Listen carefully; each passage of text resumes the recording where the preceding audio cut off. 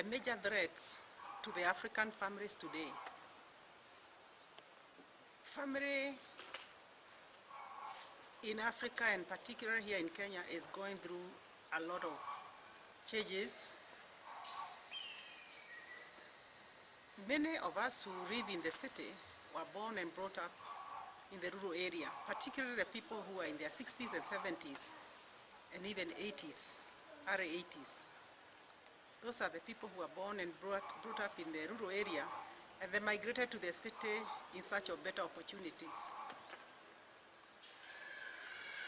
Men were the head of the family in the traditional communities, and they were totally in charge of their families, whether it was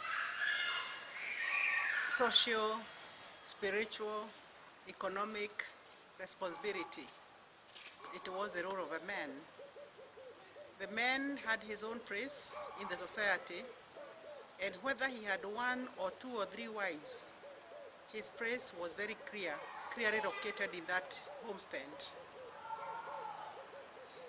He provided with the wisdom and the guidance in the family.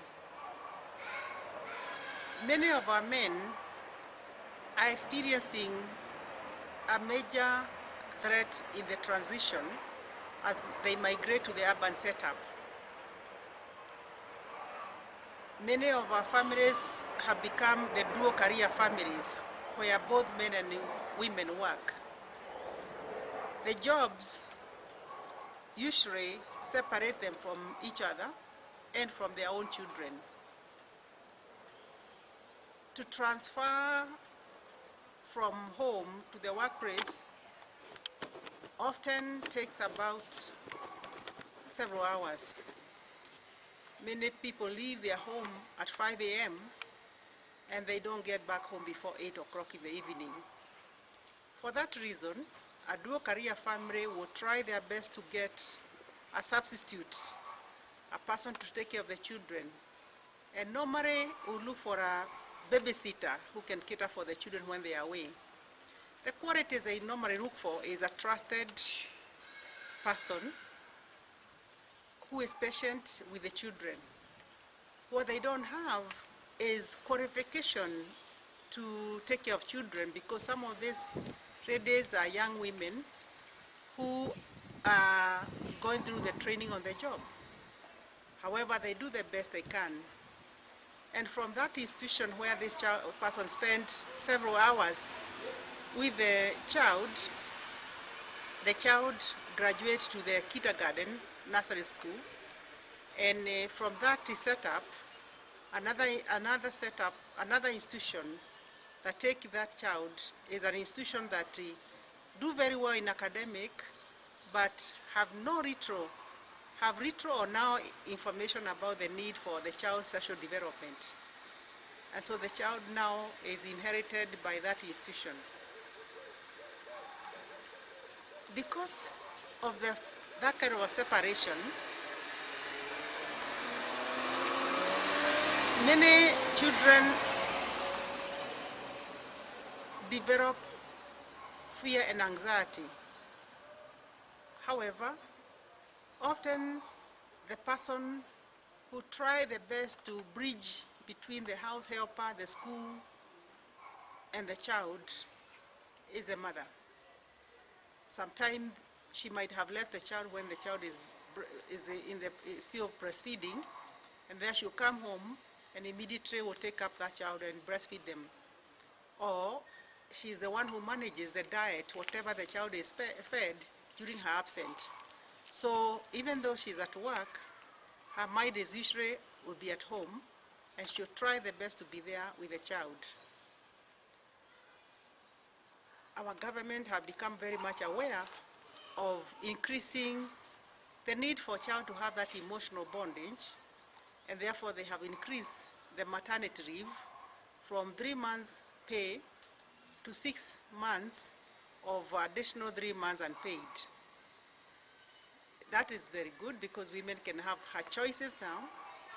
They are at liberty to continue to work for those 3 extra months, but also given the job expectation in the market, it is predictable that most of the women will be shown the door at the early sign of pregnancy because of the demand of the market. So when I'm looking at this issue of the role of the family in the life of the child, a lot of people working today are very much involved in movement. Either you find a busy CEO or manager being traveling a lot. In fact, there was a time when I was talking to somebody and he said, it would be easier for me to live in the airport other than to keep on checking in and out, because I'm just there on transit most of the time. And the job often is packed, 2 days job, 18 hours a day, and be expected to be delivered within a day. So there are many people who are even taking their work home. So even the physical presence at home does not necessarily mean that you are there with those children. So the demand is very, very high. Again, because of that traveling, the family is separated. Other problem that we are facing is that because of the means of transport, the traffic jam within the city, there are people who find it very discouraging to sit in that traffic for hours. And the business community has come up with something they are calling jam rescuer. It's where you stop for a drink as you wait for the traffic to ease. And since this is a frequent phenomena, a place where you pass by every evening, you know you're not sitting there for a free drink, and before you know it, your pocket, your budget, your home budget is very much affected. Many men, even when they are within the city, often find it very difficult to be home and normally prefer to give the space for the wives to be with the children, and also the children to finish their homework and maybe watch their TV program before they come home. Therefore, the women are left to nurture that little baby, make sure that the homework is done. Children has prepared their clothes for tomorrow. The plan with the maid for whatever is going to be cooked the rest of the week or the rest of the day tomorrow. She has to sit and plan all that. And also to ensure that her husband's clothes for work clothes are ready and well catered for. So in the process, we see very little in many homes of their fathers present, where we see when it comes to being on a weekend, you find the kids are with the mother. Going to church, the kids are with the mother. Birthday parties, the kids are with the mother. Visiting grandmothers and parents at home, very often you also see the children visiting with their grandmother, with their mother. So in the process, there is very little that is left for men other than to contribute financially. But since the contribution is not directed to the child, the children also perceive this man as a person who is not contributing anything. And again, because of the long hours he spent away from home, as far as the child is concerned, they grow up not appreciating his presence, not even noticing his presence. I was talking to an old man about 2 years ago, and this man was very upset, expressing his upset about his son. And he was saying, you know, my son has become a very important man in this country, a famous person. This is a time I'd like him to come to our church so that I can even show the members of our community that he did well. This is the time I like him to be within our family gathering so that our families can see that he has done well in life. But unfortunately, for him, he normally prefers to send whatever I need, whether it is food supply, whether it is medical, whether it is taking me to the hospital, whether it is going shopping for my clothes. He normally sends a driver. And so I had to see him. So I became very frustrated because I really would love to be with him, especially within this social family gathering. And even when I'm going to visit my friends, I like them to see that this is my son. But the son normally sends messages. Dad, I'm sorry I will not be able to be there because I'm so committed at work. My work is so involving. I'm traveling this time. Or I'm now with the family because we have a birthday party for my son. Or we are going for graduation. But let alone this man said, when I look back at my own life, that is exactly what I did with the family. I was never there physically. I was so busy at work, looking for money, trying to make them comfortable financially and education-wise.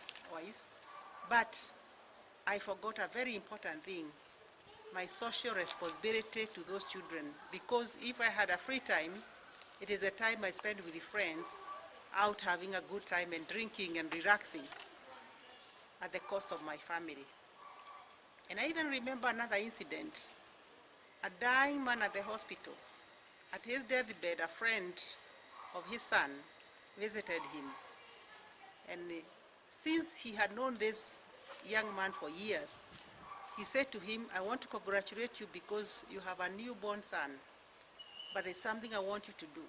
I want to tell you, do never do what I did. Remember, I was a CEO in a big company. I was flying everywhere in the world. I used to send my driver to deliver toys or presents that I have brought home as I go to meetings or take another flight, or having cocktail parties and dinners in companies. And one thing I didn't do is I was not there for my children. And you have witnessed what they turn out to become. Something that made me very painful because I know that I never took social responsibility for my own children. I gave them everything economically that they needed, but what I never gave them is my present. And so these are things that sometimes we look back and regret because we work so hard looking for resources. And if we look at the Kenyan community, many of our men are finding it very difficult to be there for their children because the entertainment industries are targeting the men and encouraging them to spend longer hours at those joyful places in the bar and drinking and having a good time. We even have something else that is developed recently in the Kikuyu community where they have something they are calling chamas.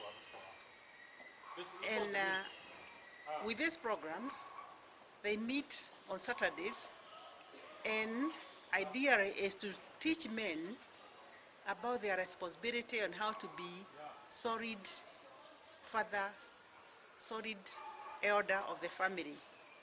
But as good as it is, most of these chamas, they spend the whole day. They eat meat, they roast meat, or the children, their boy children are with their mothers at home. I don't know when it will trickle down until such a time when the teenager or the boy who have become an adult, having known where the father spent most of the weekend, will follow suit of whatever this father has been doing. The most hard hit by this problem is the Kikuyu community. And I'll tell you why. A lot of Kikuyus usually don't go for employment. They go for self-employment. And self-employment, often they claim that the only way to stay connected and look for business is out there in the drinking places. So they spend more time out in the drinking places, making connection, and they probably make a lot of money. They may be making a lot of money, but that money, half of it, end up in those drinking places. And even when they make a lot of money, the responsibility of being a father can never be substituted. They have to do it themselves. Unlike communities like Asian community where people believe in sitting together and eating together, or even I've seen the Ethiopian community where it is expected that people sit around and eat together. And eating together is one of the social responsibility. It bonds people together. But very, very unlikely that you see our African communities having a dinner together because in the presence of everybody, because most of the time one is out there doing whatever they have to do, and sometimes most of the people get home after midnight, and they left home when the children were sleeping. They come back home when the children are sleeping. So it's a very worrying situation because the children copy what they have seen. Upper class in this country and middle class can afford certain privileges of even having a TV for every child and a smartphone for every child. So either the child is very busy in their room with the TV, or they're busy on their smartphone if they come together. If they're taken out for lunch, you might find that they'll be sitting there chatting with their friends. So that union in the family has died away. And the future of our male children is totally unpredictable because men will be out there making a lot of money, but that money had trickled down to the family members. There are many areas that we are finding that behavior, alcoholism, drugs, young people starting at a very early age, because for the conveniences of making income, even extra income, we send these kids to boarding school at a very early age, and from the boarding school, they come home, and we have what you call the holiday camps for these kids to now be transferred from the boarding school to the holiday camps. The question is, who is taking care of those children at those camps?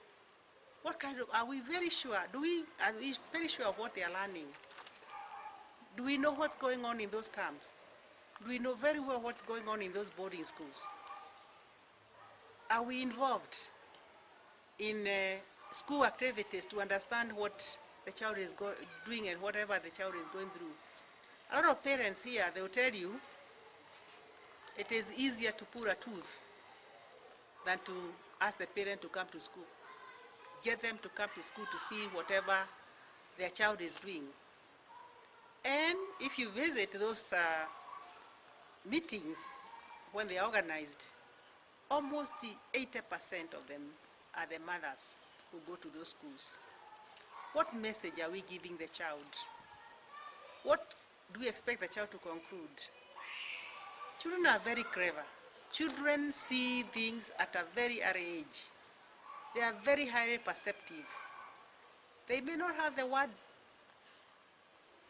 but they are aware of the happenings. You are likely to see sometime as a mother, the child is sitting down. This is a child who is under 2 years, and they are busy looking at something, and now you are getting ready to hide behind and then walk out of the door, and the child will quickly turn and start crying. You'll be thinking that they are concentrating whatever they are doing. Children are very, very intelligent. They are very highly perceptive, and they see things. They are aware of what is happening. And so we cannot ignore, we cannot act as if they are not understanding or they are not aware of the happening. So the language, our behavior, our presence in the home, those children will learn at a very early age that mommy or daddy is never there. Some of the things that you see with the children, they'll start demanding your time. Like when you come in, they'll start telling you so many things without any full stop. All the things that have been happening just to capture your attention. But because often we come home when we are very exhausted, the tendency is to stay away from me, get away from me, leave me alone for now. I don't want to be disturbed, I'm tired. And so once the child gets used to hear that, the next thing the child will do is find their place in the house. And they'll find their program in the TV, and they'll start watching the program. Or they find the games that from the computer that you have bought them, they'll find it very interesting, and they'll be glued into that program, and it will be very, very difficult to win them out of that program. Because eventually they find a friend, because there are games that they are playing with other kids in the neighborhood. Even though they are not physically outside the home, they are still involved in those games. So it means that when we push them away, they know where to go. Eventually they will find a place to go. So my appeal to the parents today is to find a way in which we can create what I would call good quality time with the children, special time with the children. Children, you may notice that when they start playing games with an adult, they will start with the one game, and when they think that the adult is getting tired or stopping, they'll bring something else. They'll bring another toy. And when they think that you are getting tired or you are becoming disinterested, they bring another one. Or the next thing is they'll bring a bicycle and say, push me, let's go ride my bicycle. Because what they want to do, they want you are present. They want to be with you. They want your attention. And so instead of the child demanding that attention, even if it means 3 days a week, you set time aside and say, I'll come home, whatever is happening out there, but it will be my time with my children. It doesn't matter whether you are CEO of a big company or whatever you are, but you can say, this is the time that I'll have with my children, special time with my children. I know one person who is a very busy man with heading 2 big companies. And I remember him telling me that he made sure that Wednesday is his time off. The time off that he does whatever he wants to do. He play golf, he goes swimming, he do whatever he has to do. That is his day to himself. And then also because he is involved in the Bible study, he also go for Bible study that evening. So it is the day when he wants to connect, to be connected spiritually, and also emotionally. He wants to connect, and also he wants to relax. An important part of our life, when we are busy, nobody will ever give you time. You are the only one who can set your time aside and say, this is my time with my children. Even if it means it's a time that they are far away, I'll call them. I'll be calling them this time, and we'll be chatting around that time. The children also hate to see you talking to them when you look like you're in a hurry, when you look like you are busy, when you look like you want to do something else, you're not there with them. They can tell very quickly that you're not there. You're not interested. And so when you say it's an hour or 2 with my child, that's an hour or 2 with your child. Whether they want to roll on the floor, whatever they want, whether they want to play ball, until you can see that they are ready now to stop. If it means that this is a special time you're going for a walk with a child, maybe you are going to the mall, whatever you are doing, but give them that allowance, even though it is twice a week or 3 times a week, because in their lifetime, they will not remember those toys that you bought them. They will not remember those clothes that you bought them. They will remember the time they spent with you. They will remember the places you went with them. You may have noticed that when you bring a child a toy, they'll quickly become so excited. They look at it, and then the next thing they either dismantle it or put it away. And they forget that you brought them a toy. But being with them, saying this is my time with my child, even if it means sitting there and reading a story. If they like to play a certain music, if they like to sing, let's take time to sing. Whatever they want to do, that is your time with them together. Children are very interesting because they will test you to see whether you are for real. You say, yeah, this is our time together, so we'll spend an hour together. And suddenly, they'll take you where they want. Because when you decide that it is a time with them, let them be in charge of what they want to do. Don't tell them, get in the car, we're going for a ride, but you end up going to see a friend, and they'll be sitting there in the car when you're talking to a friend for an hour. That is not being with them. It is when they read you to what they want to do.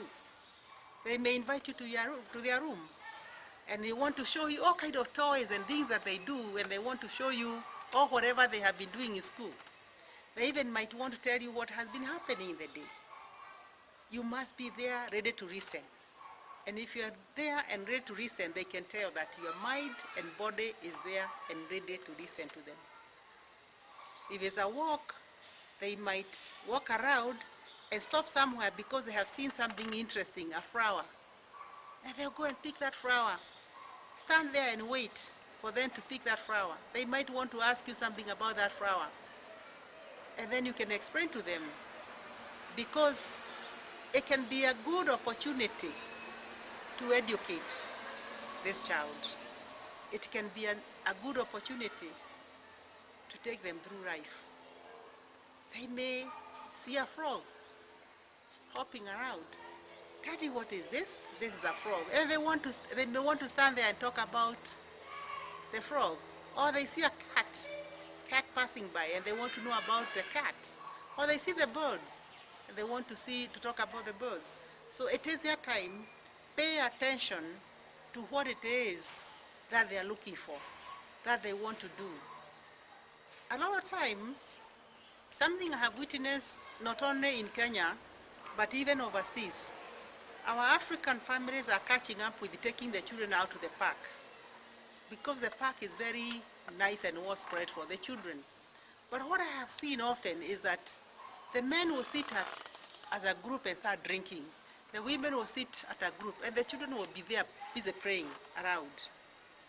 I'm sorry to say that that is not outing for the family. Because men went to drink, women are sitting there chatting, and the children are there busy entertaining themselves. If it's a family outing, it has to be a family outing where you are involved in whatever the activity the child is doing, not just leaving them there. It's sad, sometimes I used to travel to countries where you walk around and see that white communities, families taking their children to the museum and taking a lot of time to explain things, educate the child, satisfy their curiosity, because they need an adult who has time to explain them. Because even though the school can take them to those school trips, it's not the same as when daddy or mommy is standing there explaining to them patiently, because the school will move very fast. And you see them in the museum taking their children, and children standing there asking questions.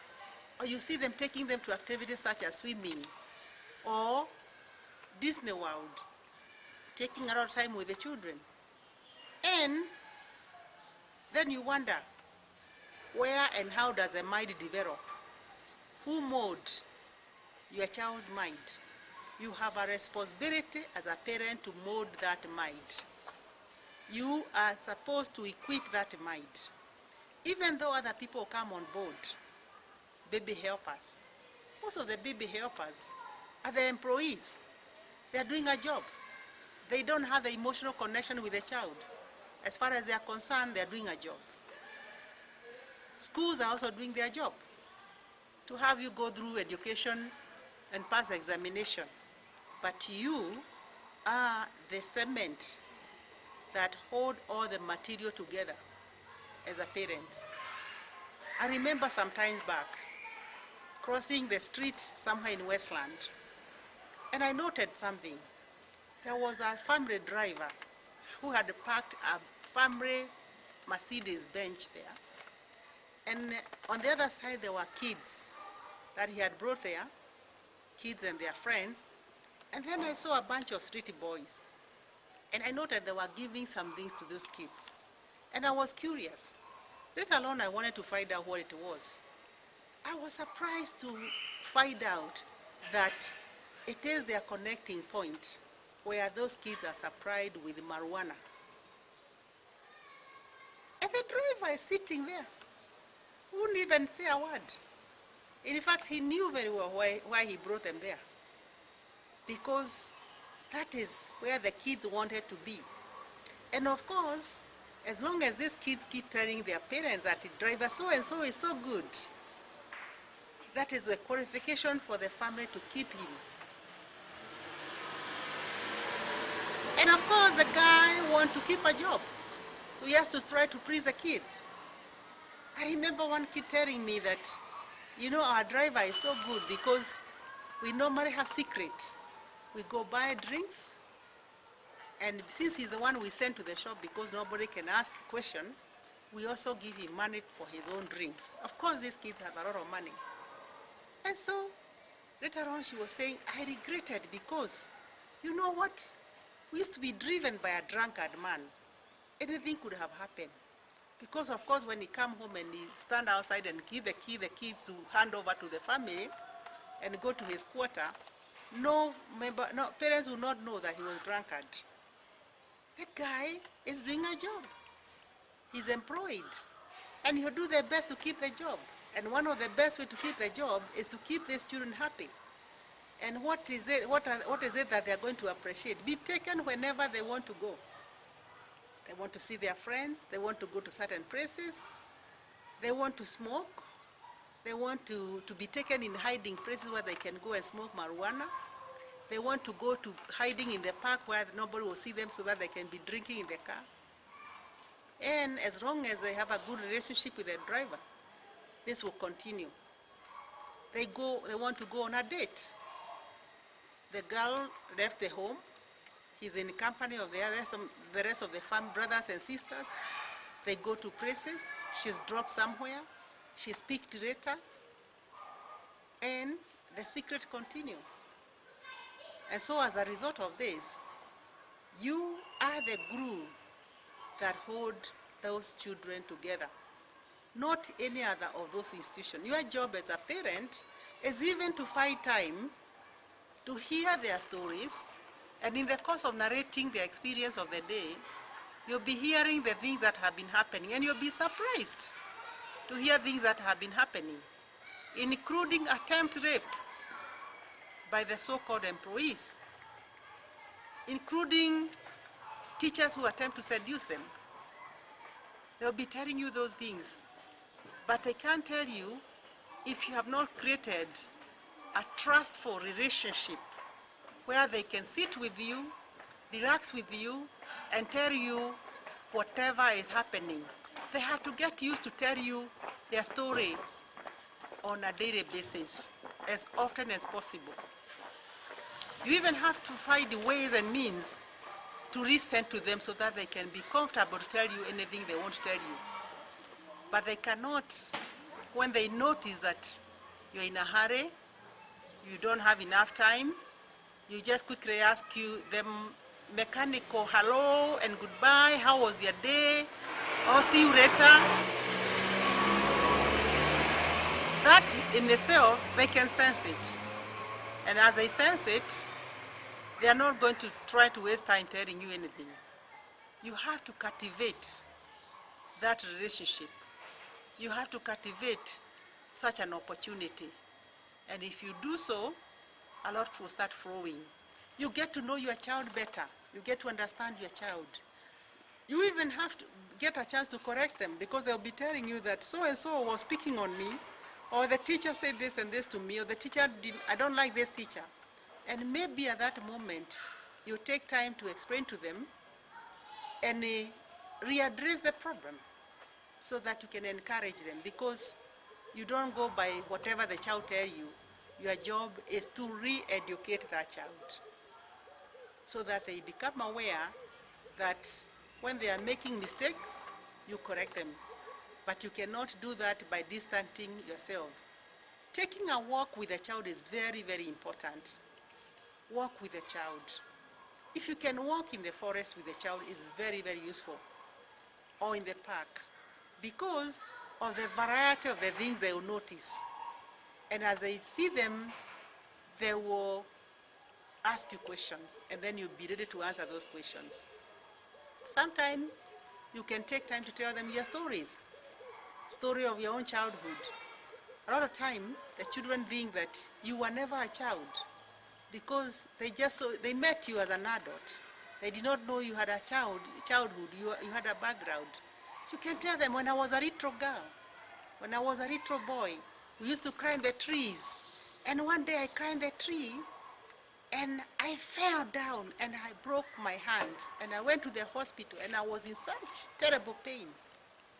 It was terrible.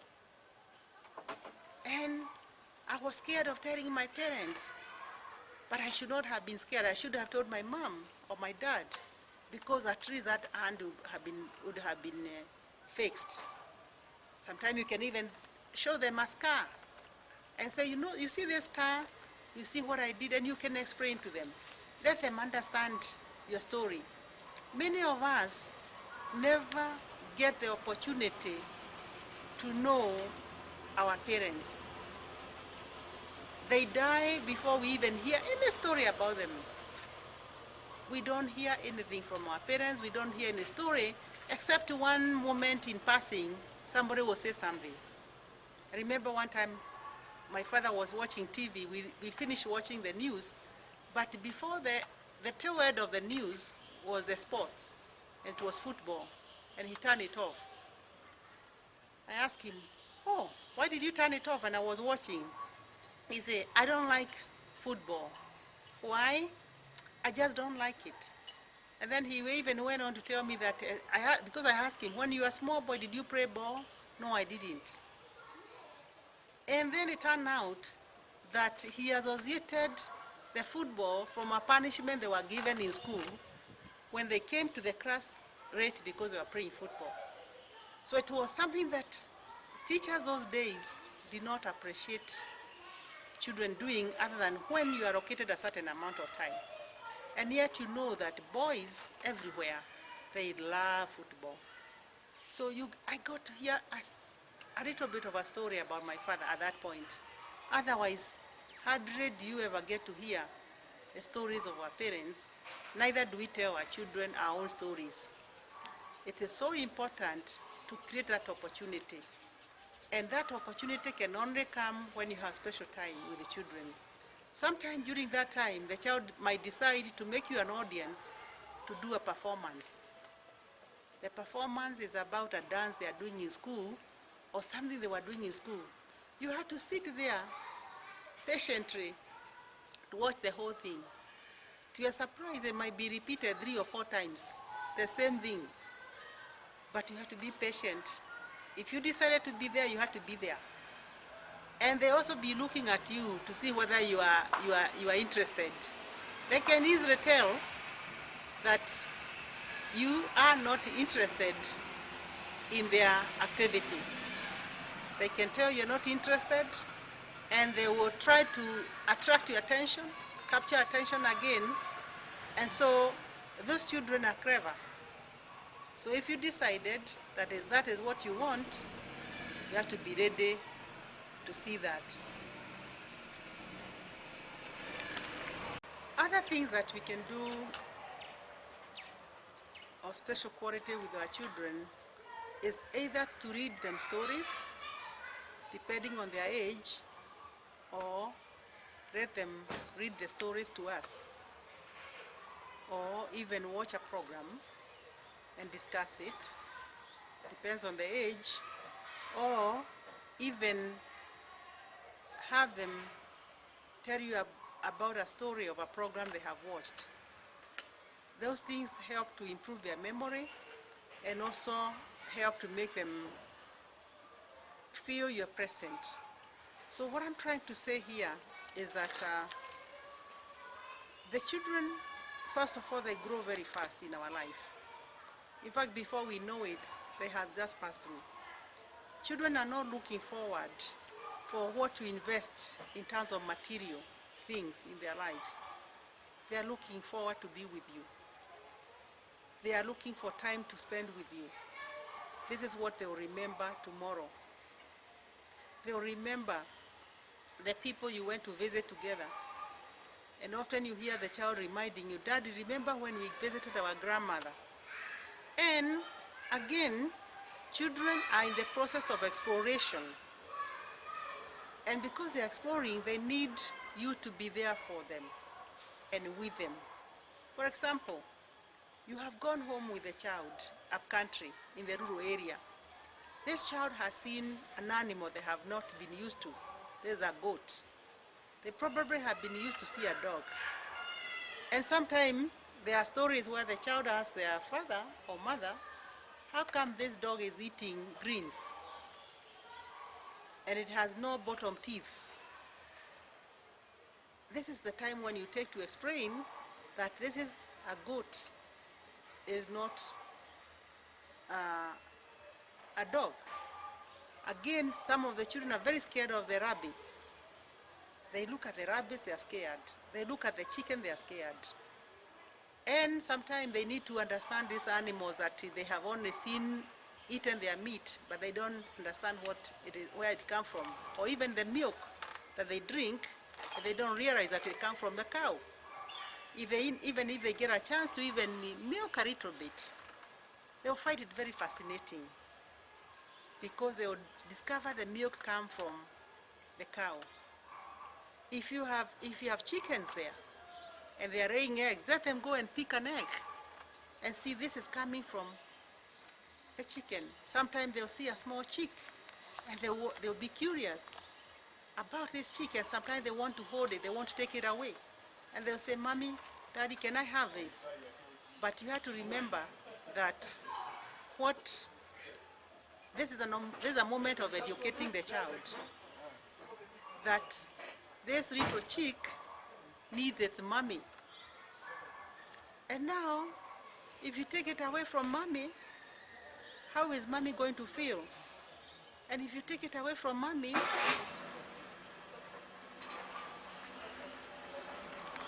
feel very lonely. And the child can even start arguing. Oh no, I'll put it in my room. I'll have a carton box to put it. They'll start to justify. But this is the moment to explain to them about the separation. How the separation can affect. Because they need to understand that. Again, because the children are so innocent, you might find that they see a snake and they want to catch it. There's a time when you need to educate them about the danger of things. They also will take time to appreciate a different life. Rural areas, life is totally different.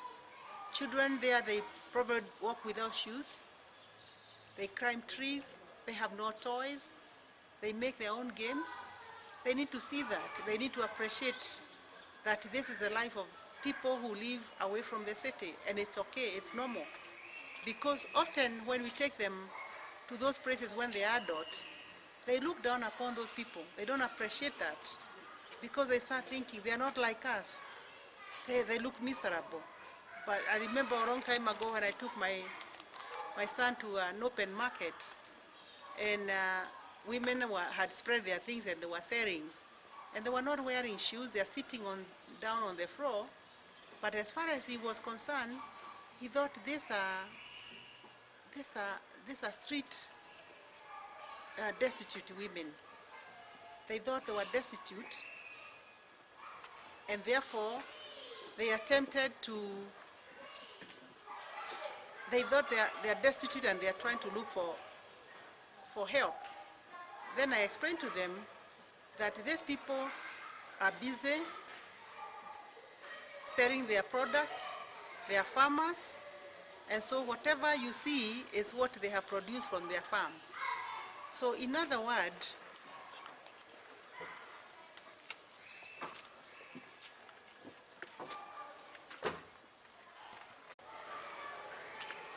So my son was fascinated. He thought they were all destitute sitting there. But what he probably never noticed that they had all spread their tomatoes. And because they had no shoes and they had their clothes looking dirty, he thought they were destitute. So that was the moment to educate him.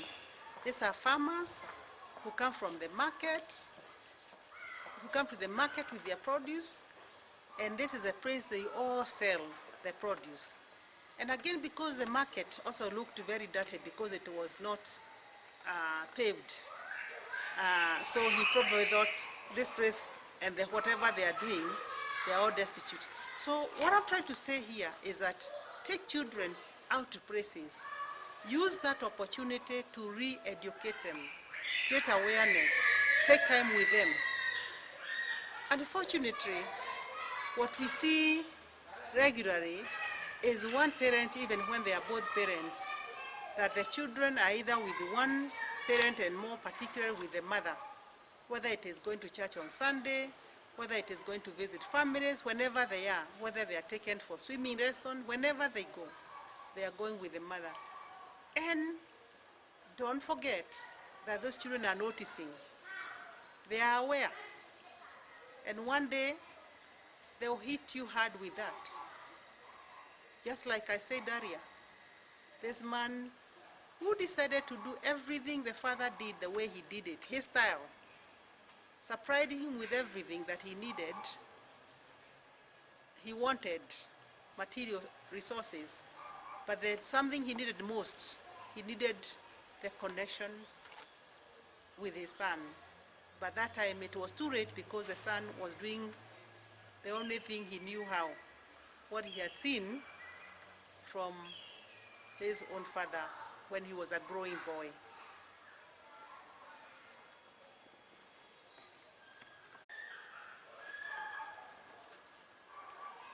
Often, these things are not expensive for us as families as we might want to think.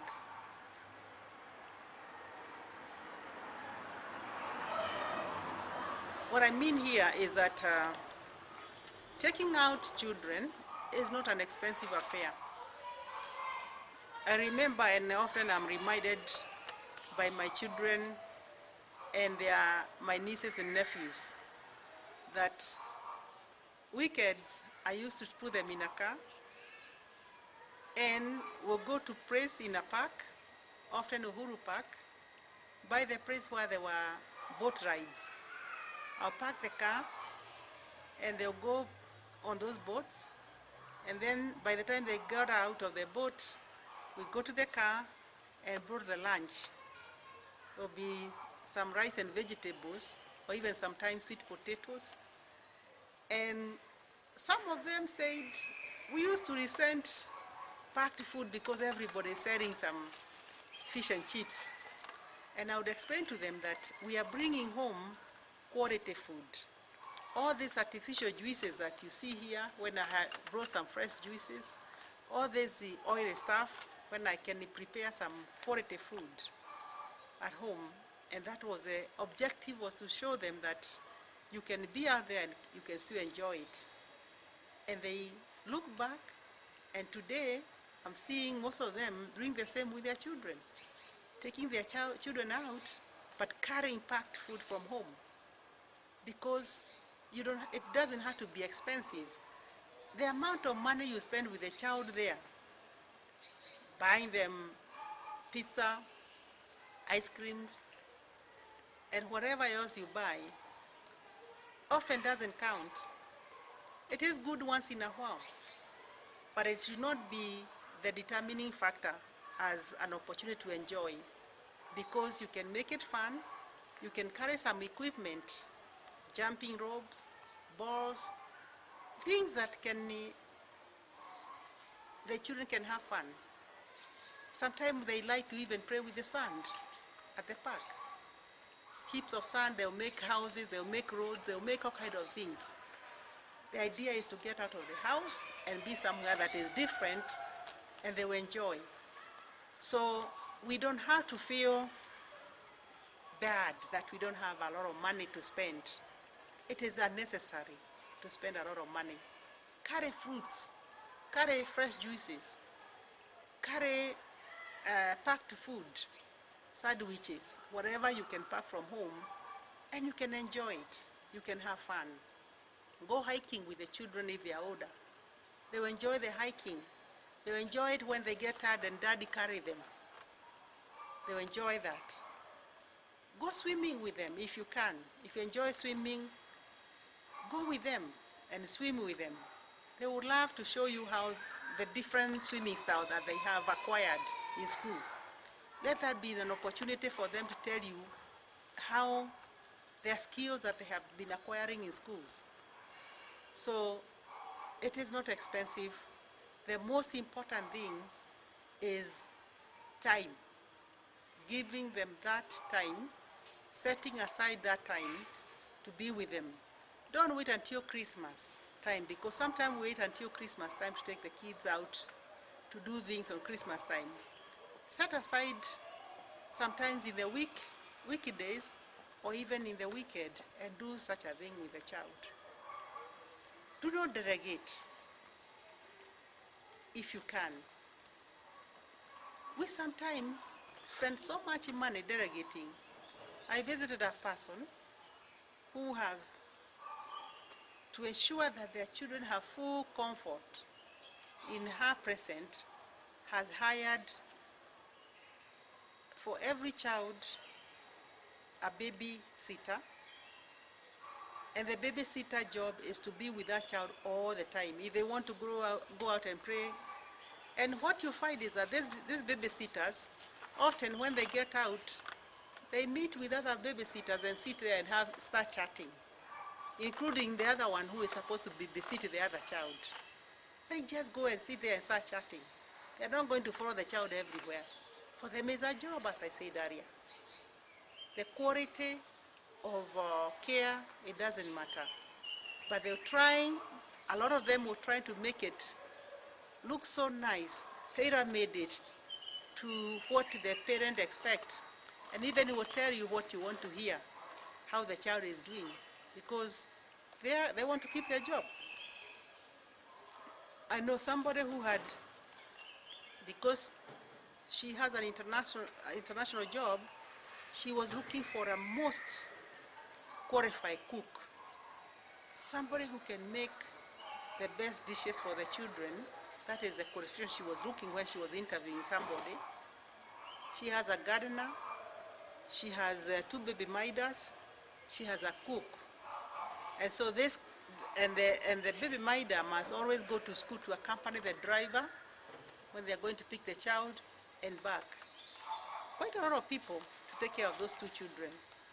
And it is good, there's nothing wrong. But sometimes what I'm trying to say is that we over-delegate in an attempt to substitute for something so simple that the child needs. The child often needs our presence. We may even have to negotiate with our employers. Let them understand that I love my job so much, and I want to do the best I can for this job. But I would like to get an opportunity to have 1 day a week off. I will make it up by working overtime, but to be with my children. Some jobs demand that you work on Saturday and Sunday, or extra time. Negotiate, if possible. And if it's not possible, you must also ask yourself, what are you looking for? You're looking for good life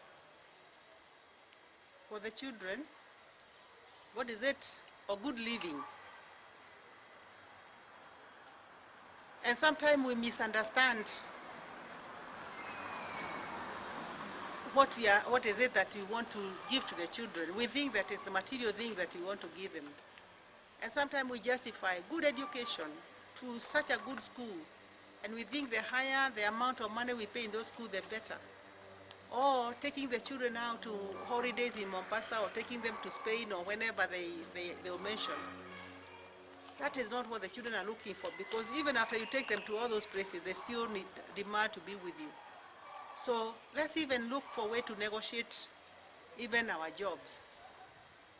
And remind your employers, your family come first. Let me tell you, employers would love to see you working around the clock if possible, even sleeping there. And some people have done that, 30 days a week.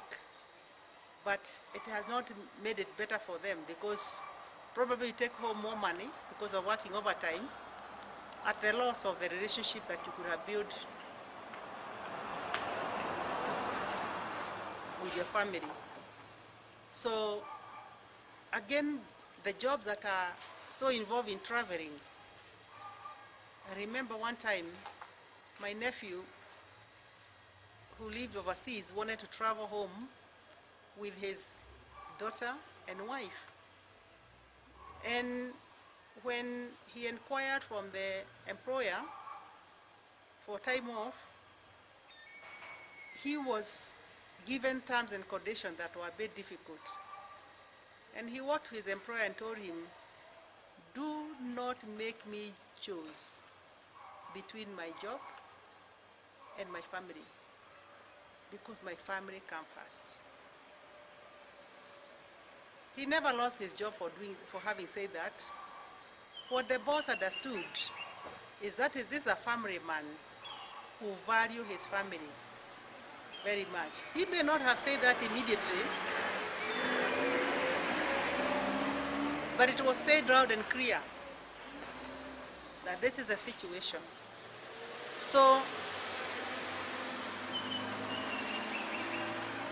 taking time with your child or your children is very, very important, and ensure that your employer understand that. They can see by the way you conduct yourself. They can see by the way you respond to their demands.